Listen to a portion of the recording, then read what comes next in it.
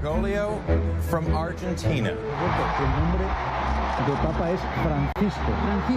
Il nuovo Papa è un argentino. Si chiamerà Francesco, bisogna dire che sicuramente non era.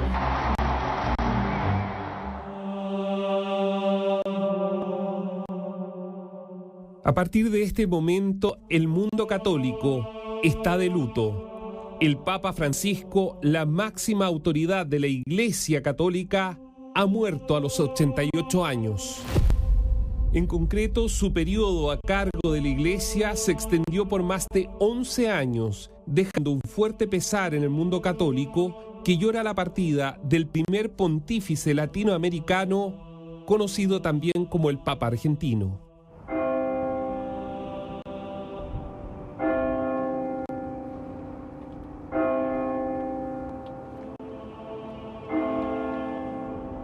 Su muerte se produjo después de ser internado por una neumonía bilateral de la que no fue capaz de recuperarse, pese al esfuerzo del personal médico que le dedicó tiempo y alma a la salud de Francisco. El Hospital Gemelli de Roma se convirtió desde que fue internado en un centro de peregrinación de miles de católicos que se acercaron a rezar y mostrar su cariño al pontífice. En un altar improvisado a los pies de la estatua de Juan Pablo II se leía la frase: "No tengas miedo", frente a la entrada del centro médico. En el mismo lugar se llenó de flores, velas y en el mundo se comienzan a realizar muestras de afecto en iglesias y catedrales. Pese a los reiterados problemas de salud en los últimos años, entre ellos de cadera, dolores de rodilla que le obligaban a usar silla de rueda, también están las operaciones o infecciones respiratorias. El Papa Francisco, en resumen, mantuvo hasta el último minuto una cargada agenda que nunca bajó de intensidad pese a sus innumerables problemas de salud. Jorge Mario Bergoglio nació el 17 de diciembre de 1936 en Buenos Aires, capital argentina, hijo de un inmigrante italiano donde el padre Mario trabajaba en ferrocarriles y la madre, Regina, se encargaba del hogar y la educación de sus 5 hijos. Si bien se diplomó como técnico químico, Bergoglio se inclinó por la carrera religiosa y a los 21 años ingresó al Seminario Diocesano de Villa Devoto y al noviciado de la Compañía de Jesús. Después de 2 años de formación, tanto en Argentina como también su paso por Chile, Bergoglio se dedicó a la docencia y a la reflexión teológica. A lo largo de su carrera destacó por su estilo de vida modesto, marcado por su cercanía con la gente y adoptando prácticas sencillas, tanto en su vida cotidiana como en su labor pastoral. Características que le permitieron consolidarse como figura eclesiástica en todo el mundo.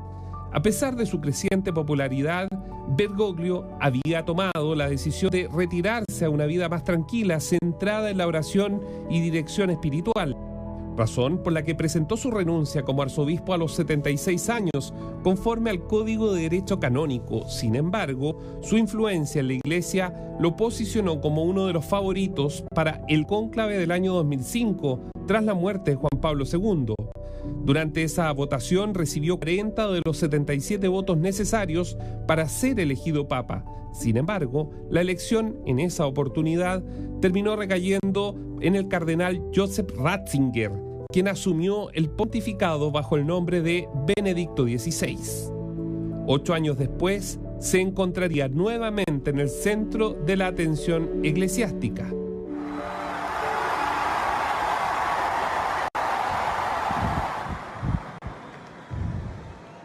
Annuncio vobis gaudium magnum, habemus papam.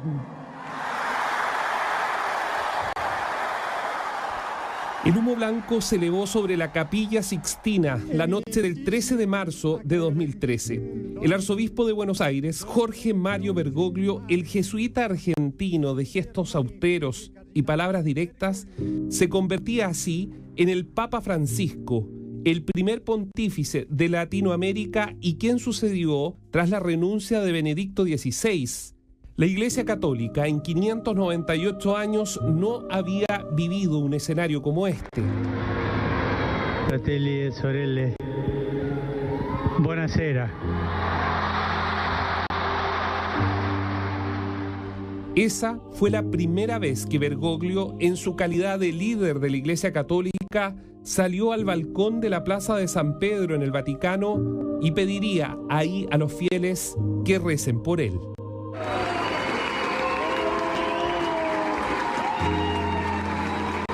Desde entonces, su camino estuvo marcado por desafíos sin precedentes.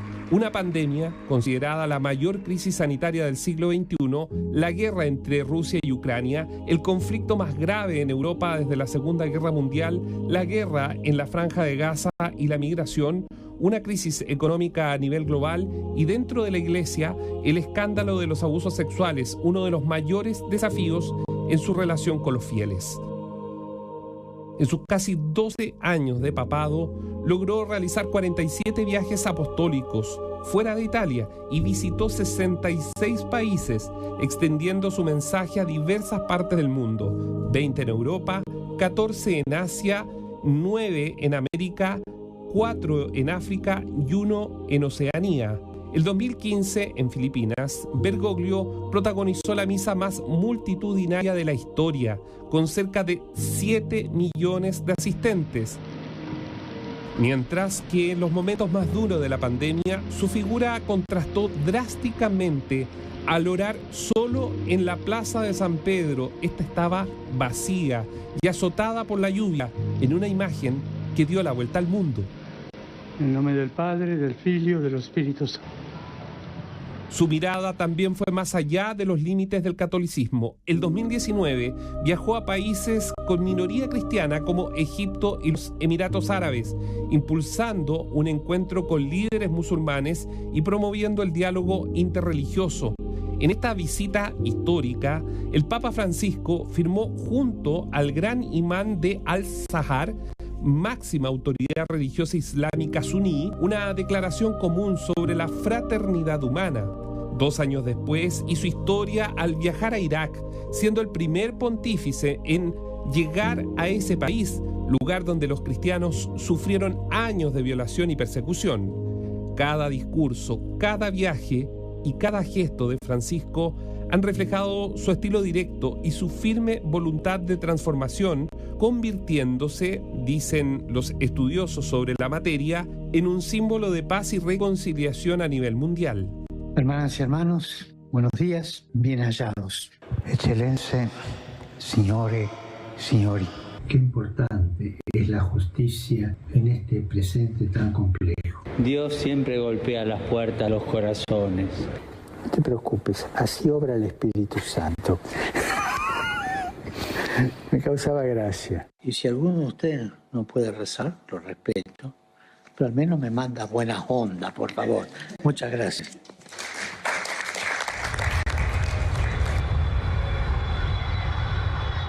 El lunes 15 de enero de 2018, Chile recibió al Papa Francisco. A las 7 de la tarde, con 14 minutos, el avión de Alitalia aterrizó en el aeropuerto Arturo Merino Benítez, casi 1 hora antes de lo previsto. Después de un largo vuelo de 14 horas, el sumo pontífice pisaba suelo chileno por primera vez como líder de la Iglesia Católica para dar pie a su recorrido por Santiago, Temuco e Iquique.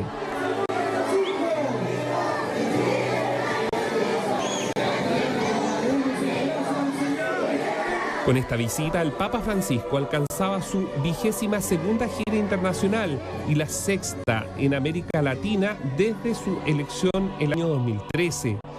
A su llegada lo esperaban las autoridades nacionales, entre ellas la presidenta Michelle Bachelet, representante del Congreso Episcopal y también del cuerpo diplomático. Luego de una cálida recepción, el Papa se dirigió a la Nunciatura Apostólica en la comuna de Providencia, donde se hospedaría. Allí daría inicio oficial a su agenda en Chile, un viaje que estaría marcado por la fe, la justicia social y una sombra que lo seguiría a lo largo de su estadía: los abusos sexuales dentro de la iglesia chilena. Esa misma noche, su primera parada fue en la parroquia San Luis Beltrán, donde rindió homenaje a Enrique Alvear, el obispo de los pobres, reconocido por su férrea defensa de los derechos humanos durante la dictadura de Augusto Pinochet. Al día siguiente, el 16 de enero, el Papa Francisco llegó al Palacio de la Moneda, donde fue recibido por la presidenta Michelle Bachelet, quien, en un tono solemne y esperanzador, destacó el significado de su visita a nuestro país. Por eso quiero decirle, Papa Francisco, que lo recibimos con mucho ánimo y esperanza. No me cabe duda que así se lo harán sentir los miles y miles que lo acompañarán en Santiago, Temuco y Iquique. En cada iglesia, ruta y barrio se revelará un Chile efervescente, orgulloso de tener en sus manos la llave de su propio destino. Esperamos que su visita, así como es un regalo para nosotros, sea un momento de alegría para usted, por el cariño y el compromiso de chilenas y chilenos que irán a su encuentro, por nuestros paisajes, por nuestros alimentos sabrosos y nuestros valores culturales. Bienvenido, Papa Francisco. Chile, nuestro hogar, está abierto para nuestro amigo. Muchas gracias. Seguido a ello, el obispo de Roma tomó la palabra. En su intervención, elogió la terca voluntad de existir del chileno y subrayó la importancia de seguir fortaleciendo la democracia. En medio de su discurso, Francisco no esquivó la difícil realidad de la Iglesia y ante los ojos de todos pidió perdón por los abusos sexuales perpetrados por miembros del clero contra menores. No puedo dejar de manifestar el dolor y la vergüenza que siento ante el daño irreparable causado a niños por parte de ministros de la Iglesia. Aún así, el perdón no bastaba para acallar el descontento público. Más tarde, en su trayecto hacia la Catedral de Santiago, el Papa hizo una inesperada pausa, bajó del vehículo cerrado y por primera vez en su visita subió al Papa Móvil.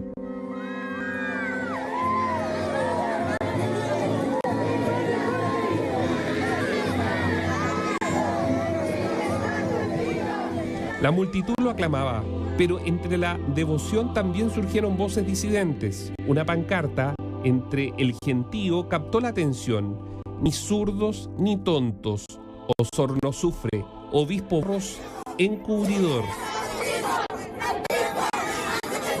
Junto al mensaje, las imágenes de los sacerdotes Fernando Caradima y Juan Barros dejaban en claro que la controversia no se haría esperar.